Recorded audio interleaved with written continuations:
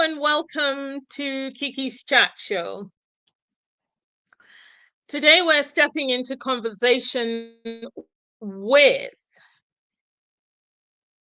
a conversation that many men have been told to avoid, even fear. Talking about men's mental health, the battles fought in silence, behind strength, pride, and pressure. As the African proverb says, the child who is not embraced by the village will burn it down to feel its warmth. And right now, too many men, brothers, sons, fathers, are burning inside. My guest today has made it his life's work to change that. A trailblazing psychiatrist, the first Black African to qualify from the elite Stellenbosch University. He worked with inmates, athletes, world-class footballers, and everyday men carrying invisible wounds. He is also a traditional healer, a cocoa entrepreneur, and a man deeply rooted in healing both of the mind and of the land. Please welcome Nana Aduna II, who is Dr. Yao Mfodwo. I'm about to put him on screen. Okay, I hope I don't look dark enough. Oh, I'm fine now. The light is okay. much better. Okay. The light is much better. If you move forward just a little bit, then we see you in the light. And then when you move back, then we don't see you. Yeah, that's fine. That's excellent. Okay. Thank you very much. Doctor, thank you for joining us, though. And let us begin where the silence usually lives, because it's in the hearts of men. You are somebody who is very, very deeply entrenched and determined to help men. I think maybe I should ask you my first question. You've sat with men at their most broken. What is the one thing most of them are too afraid to say out loud? I think the fear of not being man enough. Does that make sense? No, not being man enough. Yes. Explain a little bit more. The fear of almost losing their masculinity. The fear of, we have this perception or perspective of what a man should be, and especially in our African setting. And so it's almost like admitting that there's something wrong is almost like admitting weakness. Yes. And when you admit weakness, I think you need to open it up a little bit more, because when a man admits weakness, what does it entail? What happens then? I think that, again, it's a loss of self-esteem. It's a loss of, depending on the status of society, and it's almost like, for want of, we have a phrase. Okay, it's like the person has lost face. I don't know whether that expression makes sense to the audience, but it's almost like you are not who you say you are. You're weak. A fraud. So that's, yes, exactly. So that's one of the biggest fears of a lot of men when they have to admit that they have mental health issues, or when they have that challenge with accepting that things are not really what they used to be, etc. So yeah, that's definitely one of the challenges. Women, and incidentally, again, men's mental health impacts on women greatly. So I think that just making the comparison, women a lot more communal, let's put it that way, and a lot more they would talk about their issues amongst themselves. It's not as challenging as men will meet and drink and talk about all kinds of things, but I mean, including golf and sex and all kinds of things. But to actually admit that there is something not okay with yourself is tough, and it really is almost like I said, you've lost face, or you've lost your self-esteem. You are the first Black man to qualify from a previously all-white institution in South Africa. How did that shape the way you view male mental health and stigma? I suppose it was enlightening in the sense that, again, this was an environment, a society where I had to first and foremost stand up for myself. I mean, South Africa was changing at the time. This was in 1994. And so that was when the changes had started, and Stellenbosch University, where I attended, was opening up, and they were really on the lookout to make a determined transformation. So I was both a novelty there, as well as an interesting challenge for them. And I mean, I then didn't understand it or see it that way. So it was almost like, but it was only later on, when you had actually been there for some time, that it struck me. But I mean, coming straight from a place like Ghana, where we're not really tuned into feeling or being different from anyone else, it was just. Are you talking about racism? Is that what you're talking about? For me, the way I defined it when I got there was that, hey, you had a problem. I didn't have a problem. So, it was up to you. It was up to whoever had the problem to deal with it. Me, I was there. I was present. I had my agenda in terms of what I wanted to do. So if you had your issues, that was really your problem. You had to deal with it. That was my approach. I see. Wow. You're a strong man. I mean, some would buckle under the strain of, I think it's tough working amongst or living amongst these people where you're the only person, and so everything is honing in on you. I think not. That's true to a certain extent. I mean, I think, like I said, it's a different situation if you've been sensitized to that.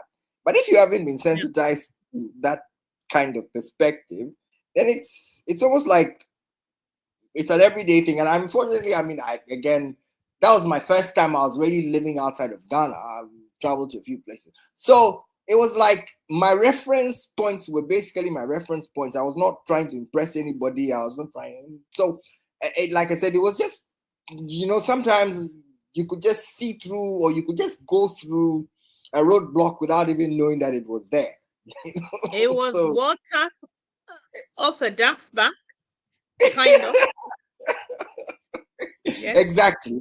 That's exactly how it was. Yeah. You worked in sports, prisons, and private practice. Are the struggles different for the man in chains to a certain extent, and the man in a suit? Like the man in prison, the man in sports, to a certain extent, private no. practice. To a certain extent, or to a large extent, no. I mean, prison is a tough environment. I worked there for 10 years. It's a tough environment. You meet all kinds of characters. You meet people who are genuinely and completely innocent. You meet bankers, you meet lawyers, you meet doctors, you meet all kinds of characters, and it really, it's an interesting environment, watching how people either break down, or people man up, depending on their private practice. Again, I suppose they are willingly coming, and so the difference with prison is that they're there, and they are almost they have no choice but to see you because they're there, and that's when you go there, that's the work you're going to do, and they are not going anywhere. When somebody is sentenced for life or whatever. They're not really going anywhere. Private practice is by choice, etc. So you have situation, people pay you to see you extra, but also it's people a bit more open eventually because they're paying money to really come and see you. Sports, and I did some work with some mainly the senior national football team, the Black Stars, and again pressure cauldron in terms of performance. You get to see people at again in off the field and in their personal lives. You get to see and interact how uh, when they take off the mask of performance, how they behave extra. So, but generally, when the issues with men transcend all these three environments, and I think men will always be men. Men will be men. Men will always be Have men. you seen? Yeah, men are always men. Have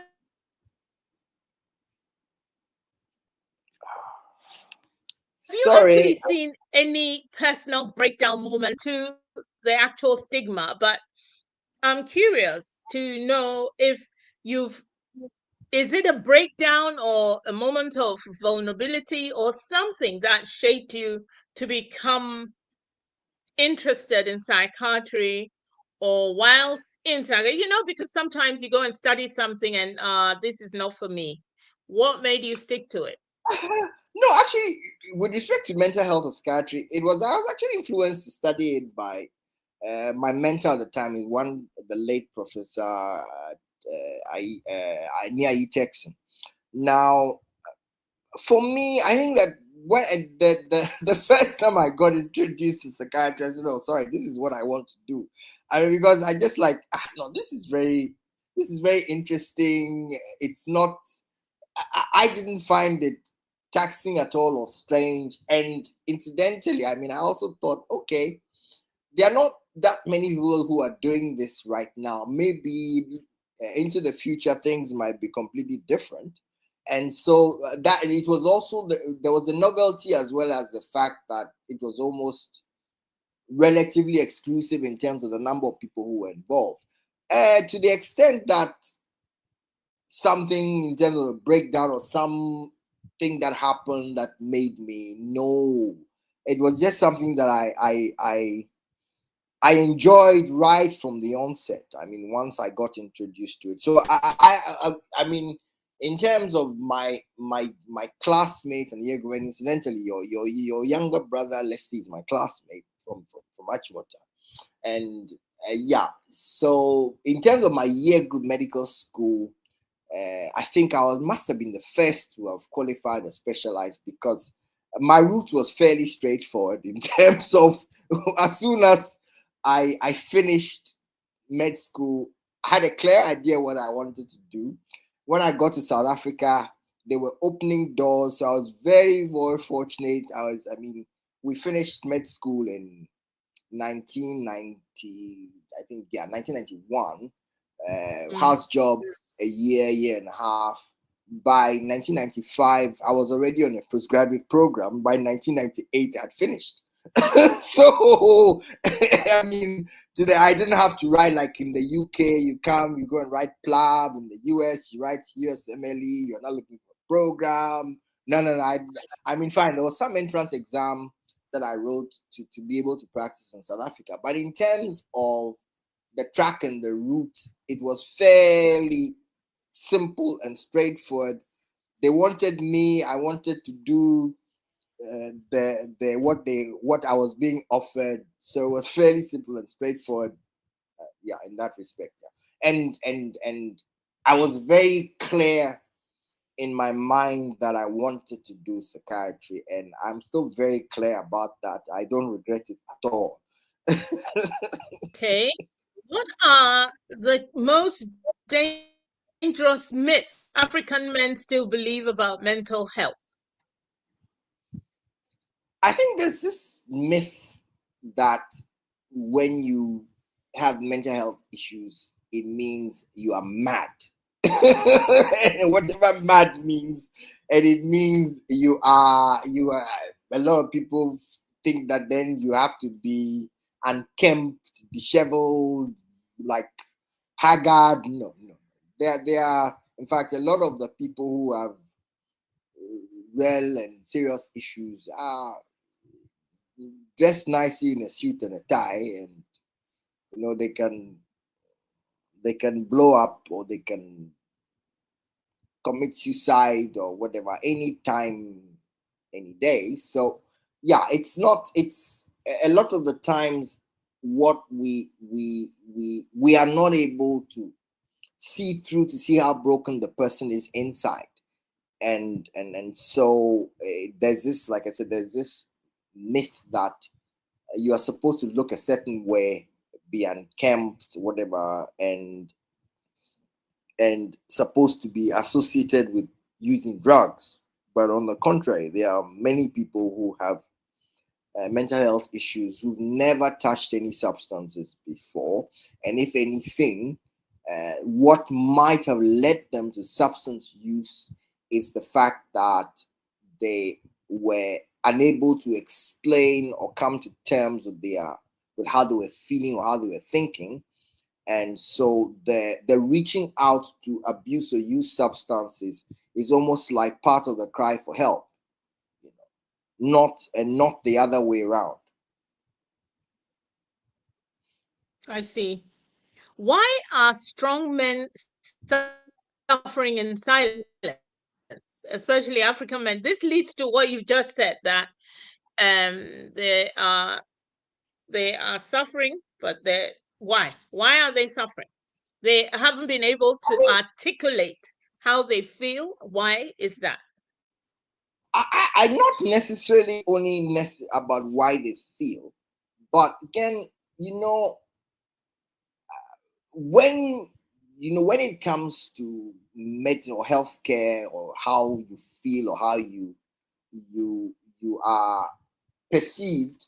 I mean, if you don't have I'd like to use the analogy of a fractured leg. I mean, you have an accident, you have a fractured leg, they put a pin in there to try and mend you, or you have a POP.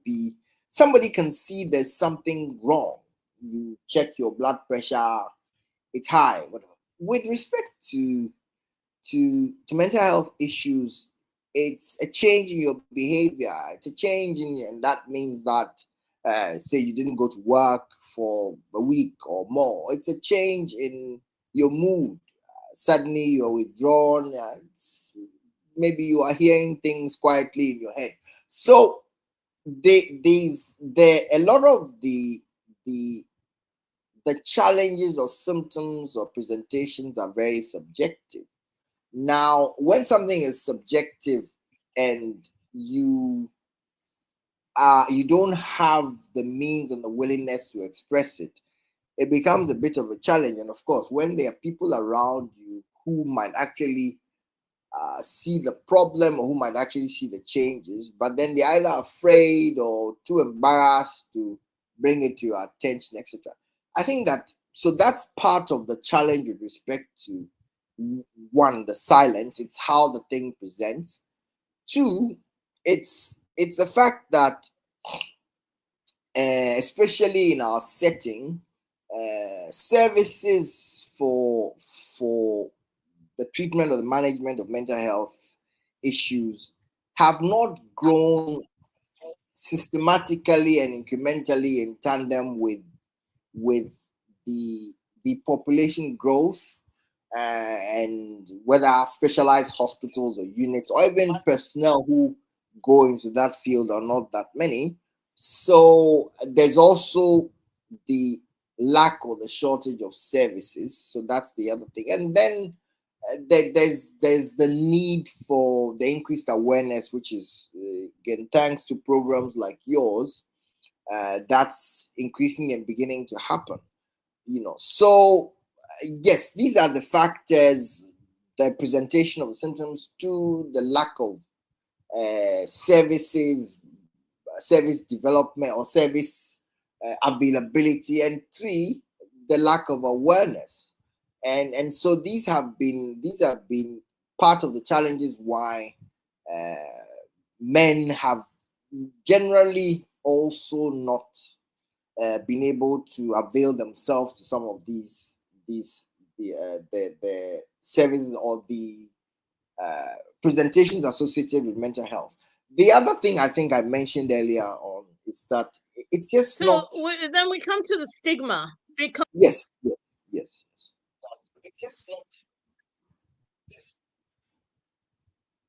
you know, when we come to the question of stigma, some men feel that if you actually did say that you were hearing noises in your head, or if you were suffering, or if you were not being able to deal with your issues, then you were a wimp, you were irresponsible, you were not doing what men should do, you are not a strong man.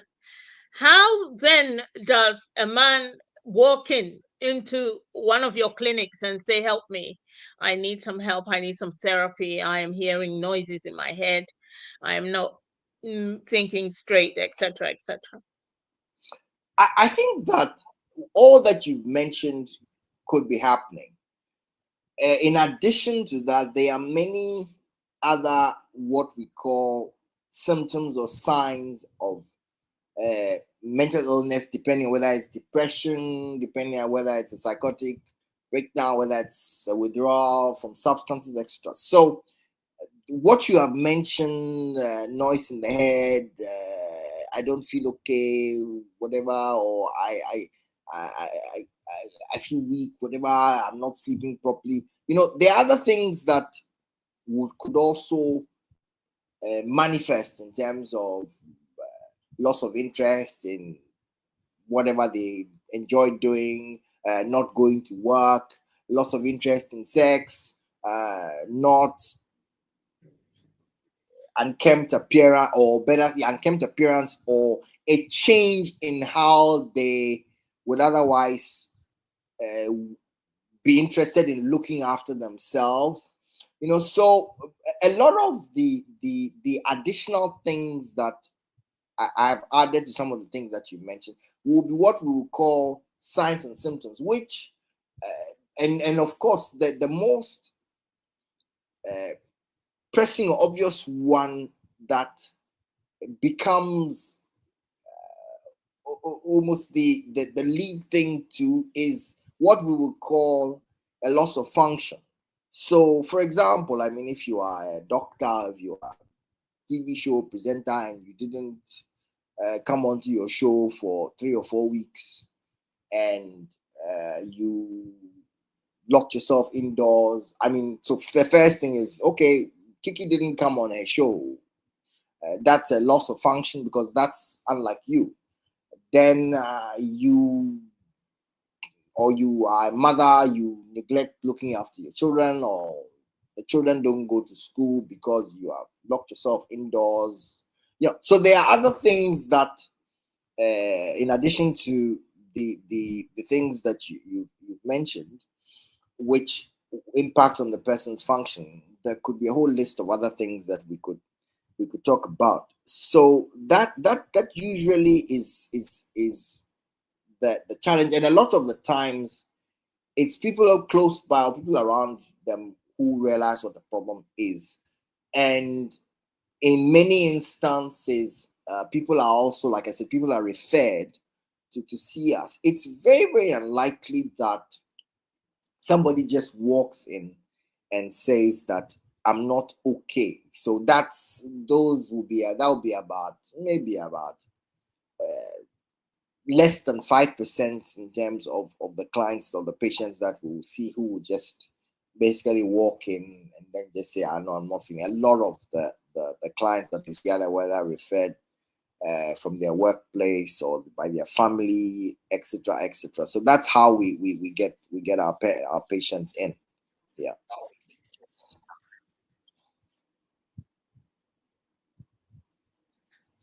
So why did you decide to build your own private facility focused on men who will not come forward Wasn't that a stab in the dark? How? I think that you're right. It was a stab in the dark, From but all that you've said so far. I think it was pretty clear that there was a need, and there are issues with people not wanting to go to the public sector. So if they don't want to go to the public sector, the alternative that should be created should be some decent place in the private sector. And the challenge really was being able to first establish something in the private sector, but importantly, make sure that it was different and it gave a different service and a perspective to what people had come to associate mental health to be like in the public sector. So the need, I think the need is even more so now, and we will need many more private sector places in Ghana and in West Africa generally. But I think that the need is very, very obvious. And again, it's when we come up with decent places that people want to associate with, then we actually see the need a lot more. Could diet be a factor? Diet. Yeah, food. Definitely, The food people eat. Definitely. There's a saying that food is medicine. So diet is a factor both in helping prevention or getting better, as well as diet is a factor in the causation. I mean, because again, there's a very direct correlation between what we call the non-communicable diseases, which would be the hypertensions, the diabetes, and an increase in the incidence of mental health. And all these lifestyle diseases that I've mentioned, diabetes, hypertension, are usually associated with really poor diet. Let's put it, and people not looking after themselves properly. And so it's not to say that there's a direct causation or correlation. Then there's also the other factor that I like to bring in. I like to call this the 4Ds. The 4Ds will be first, death, divorce, disease, and death. Now, again, just mentioning disease again comes back to the chronic illnesses like hypertension, diabetes. When people have them, depending on how they are impacted, that leads to situations like which could lead to depression. When people are in debt, that's also another likely cause for depression, changes in behavior patterns, how they feel, etc. Then, of course, I mean, divorce rates are or breakups in relationships are also on the increase, and that impacts men's mental health quite a lot. So I like to highlight these 4Ds, which then lead to the other D, which is depression as an illness. So again, just to answer your question, both directly and indirectly, diet definitely plays a part in both the development as well as the prevention of mental health issues. So how affordable is private sector medicine, mental health? How affordable could it be if a normal Ghanaian is earning 2,500? These are normal Ghanaians. I usually, I usually laugh when I hear that description. Average Ghanaian, normal Ghanaian. Haven't you Why? come recently?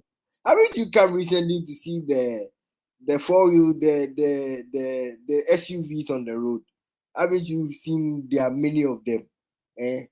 Is that a normal Ghanaian, average Ghanaian? Oh, but there are so many. How can then we are all normal? Anyway, just to say that I think that your health, or how well you look after yourself is really your best investment that you can make. I think we just to express that we would rather prefer that we focus or invested a lot more in preventative medicine than the actual treatment. And prevention, again, eating well, whatever, those things. However, when you do fall ill, then it's a cost. And I think the biggest challenge with mental health is that there's still there's supposed to be some national health insurance on it, but it's really not really touched mental health yet. And so it's really the challenge of having to pay out of pocket. And so that makes it even more pricey in terms of insurance really not covering it as well as, or covering it at all as well as it should. And in that respect, it also makes it can quite expensive, So unfortunately. comes mental health. Sorry? Hello. Is spiritual. It's Sorry, I dealt lost with. you. If it's Sorry. Hello. witchcraft. Hello. Sorry, I didn't hear that. Please.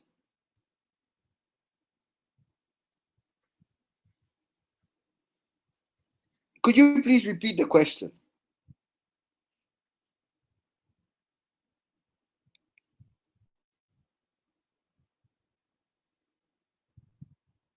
Hello. I'm losing you. Could you please repeat the Are you question? there? What? I said I didn't hear the question. Please, can you repeat it?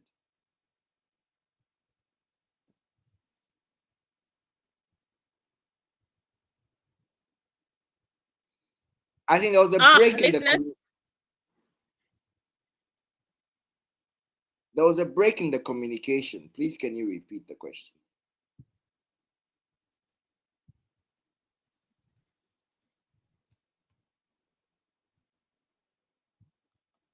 Hello.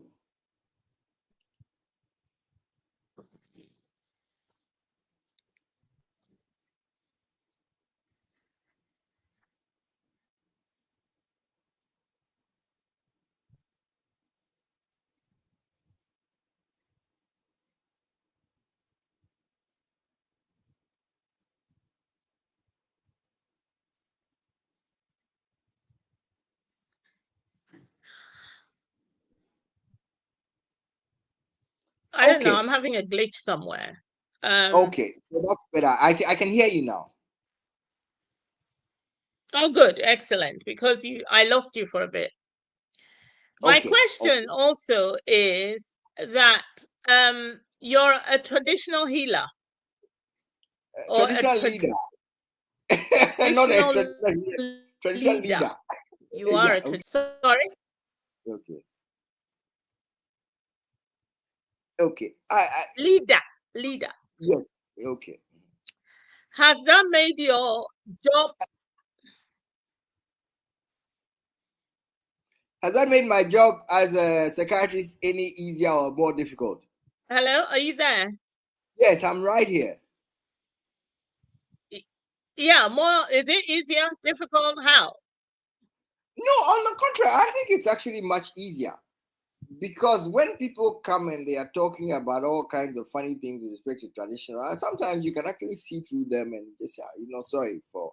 I mean, this is really you are faffing around and lying to yourself on what you think the cause of the problem is. I mean, So in fact, for me, it's made practice definitely much easier in terms of being able to suss out certain things. Yeah.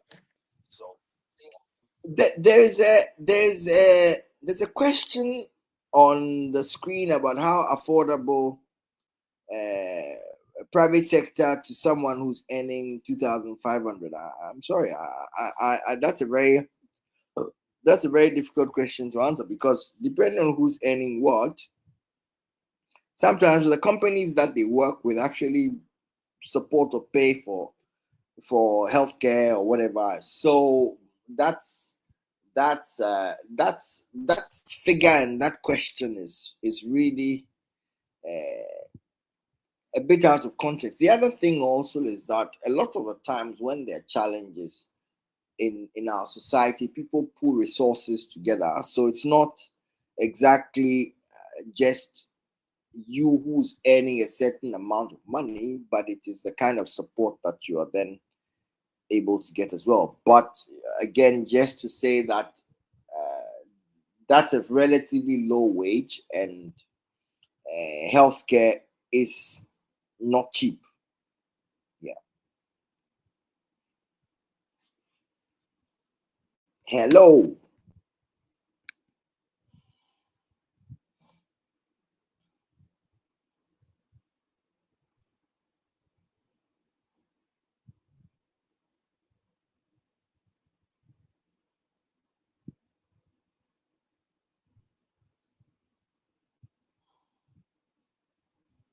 Hello.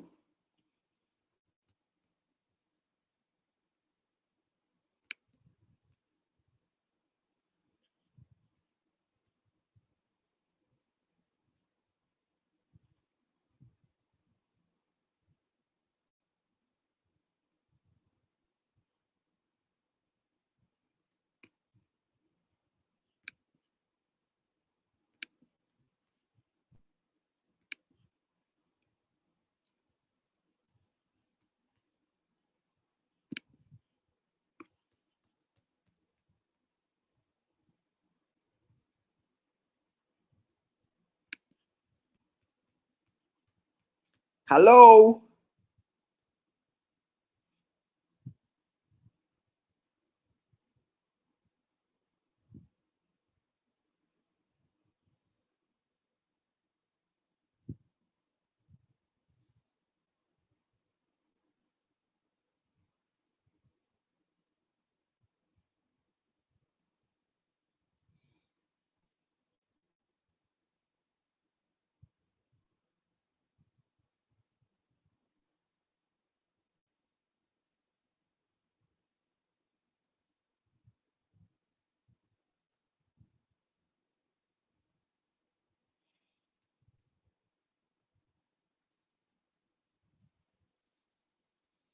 Hello. Hello? Can you hear me now? I can hear you loud and clear. I think you're having some challenges on your side, I know. It's terrible. It is terrible. because from the chat comments, some people are actually saying they also can't hear you.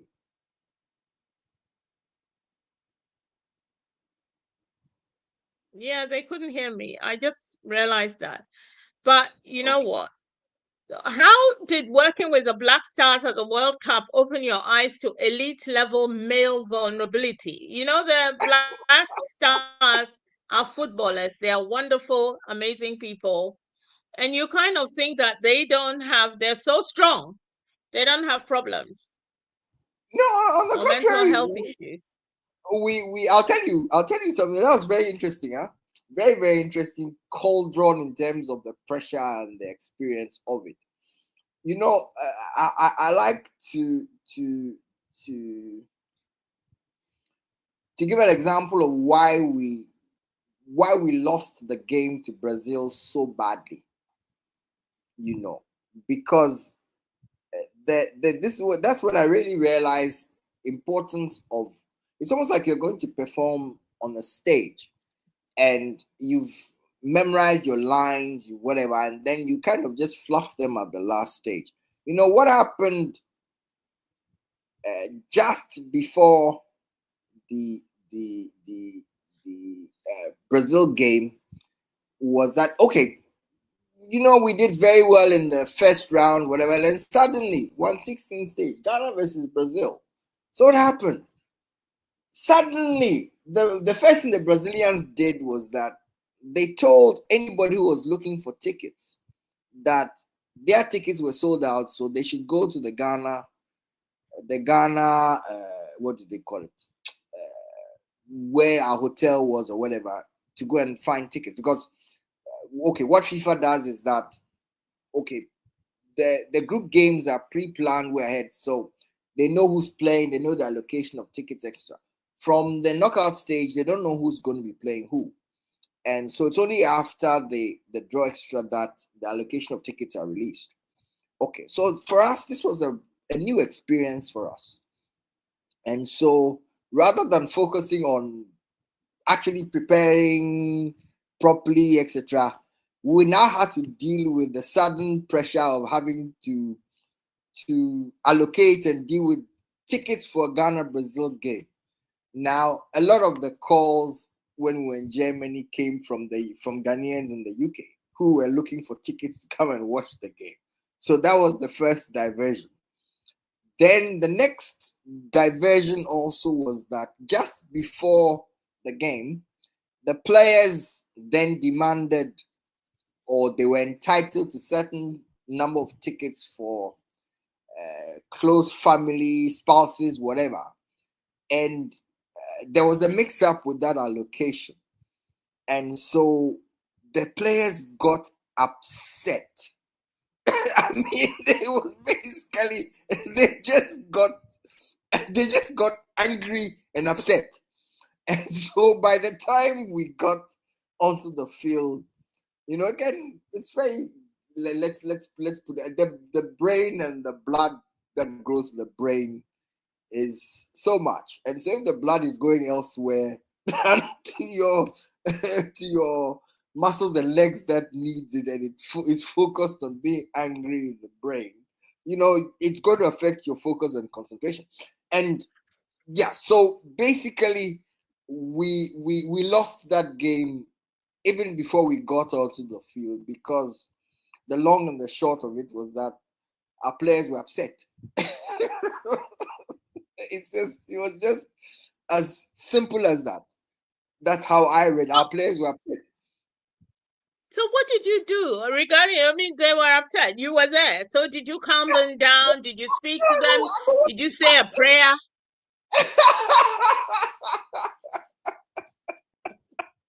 Hey, this is our prayer matter. No, I mean, there's so much that you can do when someone is upset about something you have no control over. I mean, their ticket allocations were late. And they were also kept up. I mean, friends were calling them from Ghana, friends were calling them from different parts of Germany, from the UK, expecting that the players will have tickets. So that was another, I mean, it was just really, to summarize, it was just a lack of experience and a loss of concentration. That's So what loss really of concentration will make us lose football. Yes. Why did they have their phones on? They should have not had their phones on, so that they would be focused to go and win. Football is a big thing for us. Yeah, again, it's a big thing for everyone. But again, this was our first time at a tournament of this level. And when you actually reflect, we did very well. We lost to the eventual champions. That was Italy won that tournament, and we lost to the defending champions. What else? And we beat at that time, Czech Republic was second on the world list, and the USA were fourth. So what else could you What else could you ask for from novices, inexperienced novices? So when you actually reflect, we did very, very well. We were just overwhelmed by the occasion. Wow. Are you a football fan at all? Yes, I am. Yes, I am. Uh, Okay. I What's your just don't. team? I just don't support any English team. No. No, no, no. But what's your Ghanaian team? What's my Ghanaian team? I used to support Obuasi Goldfields, but now they Okay. are nowhere to be seen. They were relegated or they went to mess up some time ago and then they got kicked off. So I used to support Obuasi Goldfields. So who do you support now? No, now I don't. Now I really don't support any. I look for those who are playing good football, but now I don't support it. Okay, so can you tell me about how you educate around mental health in your private establishment or what you're doing? Yes, we are talking now and all of that, but what are you doing in Ghana about the education of mental health? I think that we continue to speak and arrange talks, programs, etc. And of course, with social media being a lot more extensive, we continue to communicate and educate people and try to demonstrate that it is possible that you can have decent places where you can go to, where you can be looked after, and also that the fact that someone has had a mental health issue does not stop them from going back to work, does not stop them from performing at as high a level as they would like to, etc. Especially when they've been looked after, or and in many instances, mental health issues are chronic issues. So they're taking their treatment, they're looking after themselves, like the way that somebody has hypertension or diabetes will look after themselves. So these are some of the messages we like to get across. I see there's a Victor Kise. Is that your on the chat? Is that one of your brothers? Yes, it is. It is a family member. But how can Okay. families, especially mothers, wives, and sons, create safe spaces for men to open up? Have you got I think any ideas on how we yeah. I can think it help men, for yeah. example? I think it's about continuous communication and awareness, and the fact that we must accept that we men are different, and in that respect, we we must be supported and encouraged to to to be able to share our load, and yeah. So that would be the the the advice I would give sisters, spouses, etc., who are struggling with men who have challenges in mental health, and that help is help is available and help works. I think that will be the message one would like to get across. It's really about constant communication and realizing and accepting that it's not just telling somebody to man up or go and pray about it. No, but when there are issues, that we should be encouraged to seek the appropriate professional support. Okay, in your dream scenario, Mhm. how would we talk about mental health 10 years from now in Africa along the West? In fact, you've been to South Africa, you've worked all over the place. So, how in 10 years do you hope that mental health is dealt with? I mean, in one scenario, for example, if all mental health situations are sorted, you would be out of a job. But There's no. Then I'll look for something else to do. Yeah, but is that what you want? Is that do you? It's that's. I mean, that's almost an impossible situation. I mean, even the the social media, AI, etc., actually bringing out new challenges with respect to mental health. So there'll always be something that's coming up extra. So it's impossible for that to happen. But I think that we will be a lot more open, a lot more communicative about issues. There'll be a lot less charlatans in the system because services would have improved to to reclaim the space that's been occupied by, because when there's a vacuum and a shortage of services, charlatans move in to fill that. So who are these charlatans you speak of? Oh well, there are all kinds of.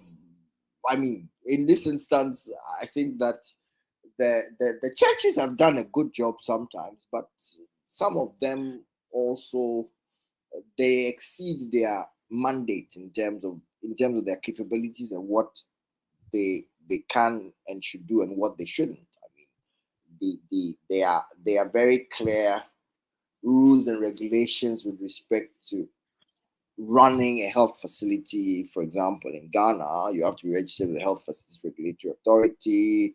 You have to have a number of nursing staff for that.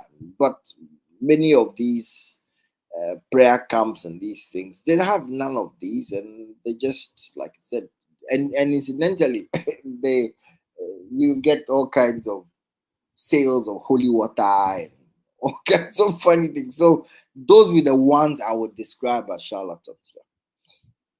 The holy water spraying was awful. Yeah. If Yes. you had 60 seconds to speak Yeah. to every young African man watching the program right now, what would you say? Yeah, that's a tough one. I would say that 60 seconds. it's okay to feel vulnerable. It's okay to share what your challenges are, and it's also okay not to be in a hurry to be successful. Sometimes we put all kinds of How pressures can on an average ourselves. man, yeah, how can an average man, not just the one in crisis, but any average guy, take care of his mental health every day? Another 60 seconds. Okay, I would summarize that by saying that there are 8 things in life that God gives us for free: to be born, to eat, to drink water, to sleep, to have sex, to excrete, and to move and to die. Once you maintain these basics, and that means eating healthily, moving regularly, sleeping properly. I mean, once you maintain these basics, these are the fundamental basics of life. Uh, the chances are that you'll be fine. You know, so that's the advice I would give anyone in terms of a balanced life based on the basics of life. Balanced life. Yeah. Okay, so now I'm going to give you quick fire questions. Okay. In one word, can you describe an African man today? One word. Average African man. One word. One word. Hmm. Pressurized. Sorry? Pressurized.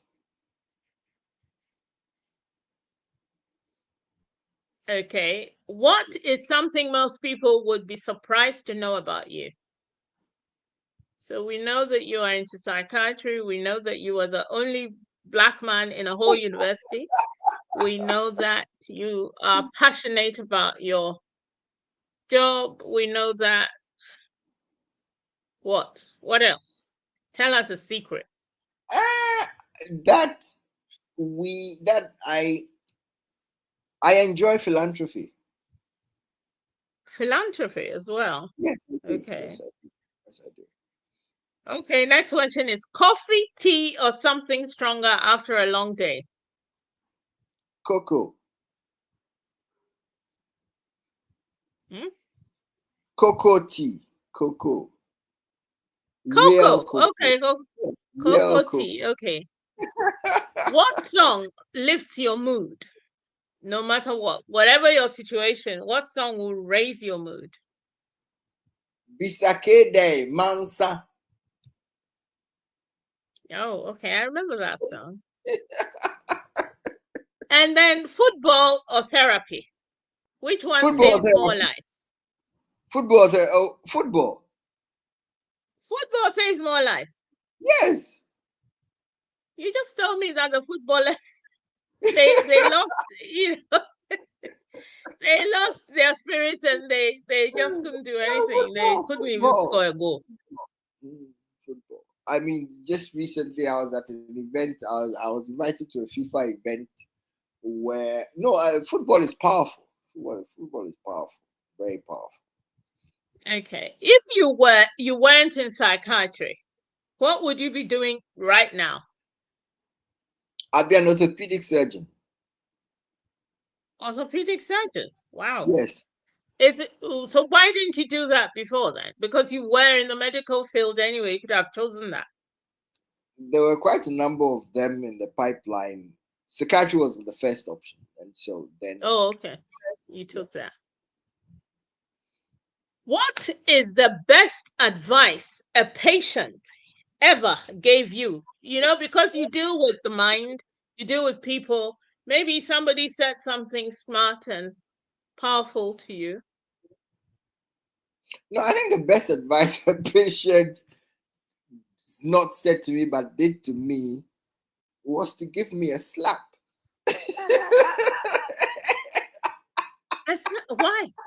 What happened? And it was a very small woman in my early formative years of practice. So I basically I think I kind of approached her or approached the situation not like professionally in terms of being on guard to expect anything. So that was like a interesting Up call. rude awakening. Yeah. Then Violence. the other thing had nothing to do with mental health directly, but the first week I arrived in South Africa, a friend took me to one of the very dangerous areas in South Africa called Manenberg. And the first lesson I learned in that week was that when you are there, we in Ghana we talk, we remonstrate with our hands, whatever. So when you are here, when you're arguing or you're talking to someone, you never use your hands. You put your hands in your pocket. Why? Because then they know you are not. Then they know you might be armed. If you throw your hands around the place, everybody knows you're not armed. So you are. Is that dangerous? You are easy to. Yeah, you don't. So anything happens, you put your hands in your pocket and you walk away, or you just talk politely. You don't remonstrate with your hands and no. Nope. Favorite proverb or quote to live by? Laugh about anything that. Just laugh. I mean, yeah, just take things lightly and just see the fun side of things. Oh, wow. Well, where can people find you or your facility if they want to help themselves or someone they love?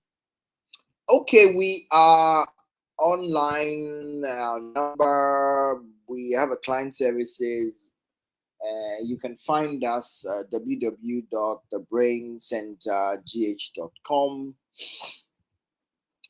We are yeah, we can be easily be found on social media handles, etc. And yes, once you send us a query, we will respond. Okay. I'll put that in the link at the bottom after the show. Okay. So if you just send it to me properly, I'll just Okay. put it Okay. on the link. I'll do that. I'll do that. Yeah. Well, how do you like to be addressed? Do you prefer to be Nana Aduna the second, Mhm. or you don't mind being called Dr. Yao Mfodwo? No, Which one? I think it depends very much on the context, and so yeah, it's really, I mean, but it's also depends on who, because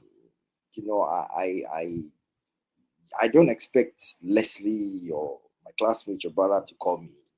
No. So it depends very much on the context. You like you like to mention my brothers. Yeah. I think I told you earlier on that your one was it Henry. Yeah? He was one of my fashion icons. I think I mentioned to you that. My brother. Yes, you did. Yeah, You did. yeah. You did. Well, a lot of Motowners have watched bits of the show. I don't know. I think I went off and came back. So Okay. there have been a chorus on there listening to you. I think Okay. it's very serious, men's mental health, and it's something that needs to be addressed and taken quite seriously. I think that sometimes it is a stigma, as you've explained, and I think that a lot of awareness needs to be shared so that people know what is going on. They can identify, it could be a trigger, it could be an identification thing. They will become aware that, oh, maybe this is happening to me. Because from what you said, I think that there are people who have serious mental health issues but are functioning. They get up, they go to work, but then they're really struggling, and they do not say it until it gets too far.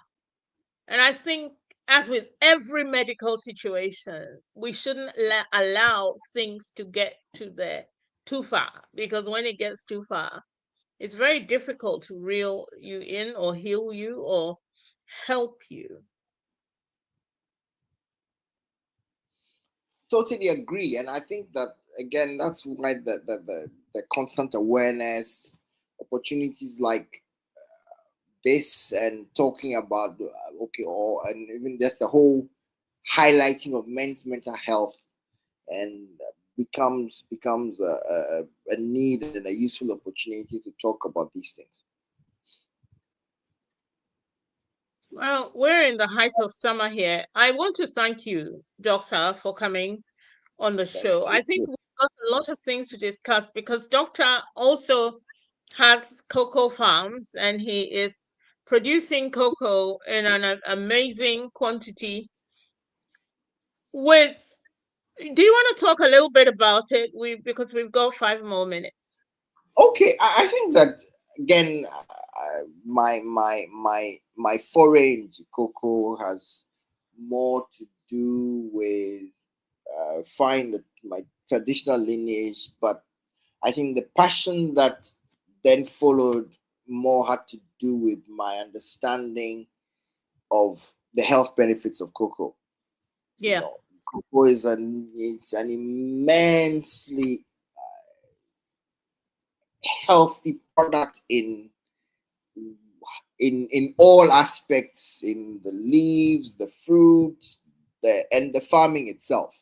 So that's something that I enjoy thoroughly, and it would be just at the time I was working within the pharmaceutical industry, and so just finding out about how cocoa in many ways is similar to some of the pharmaceutical products. I mean, like for example, when it comes to men and erections, cocoa works in a very similar way to the way Viagra works. Yeah, so Cocoa works in the same way as Viagra. yes, This in the is same. interesting. You have to say it properly.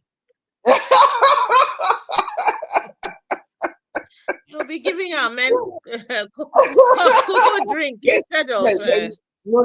Cocoa drinks are usually the ones, they're usually sweetened, they are whatever. And then also with the powder, the cocoa powder that we drink, the real cocoa butter is actually already extracted. So that's not the real thing. The real thing is the nibs, the real McCoy. And when you actually have that regularly, it makes a big difference. I mean, there's research that